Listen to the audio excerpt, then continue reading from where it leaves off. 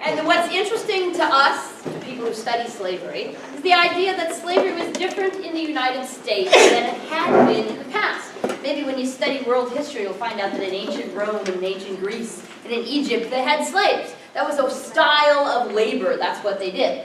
But the way you became a slave in those ancient places was you were part of a group, 2 sets of soldiers, and you'd come to war together, and this team lost.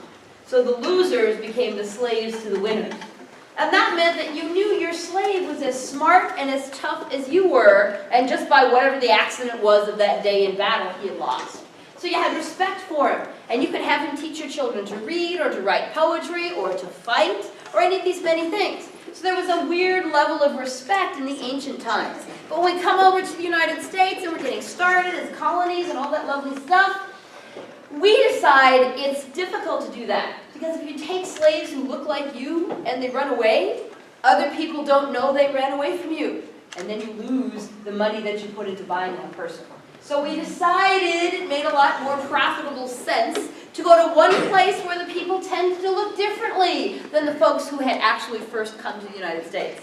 And when we went to Africa and we brought people here to kidnap them, then we suddenly decided one whole group of people was only meant to be slaves. And that changes how we think about them. And we didn't qualify them as human beings, we qualified them as property, as if you were trading cars, right? So this changed people's attitude toward each other, and obviously is one of the beginning things that created racism in America, which is something that we're still talking about and something we need to end today.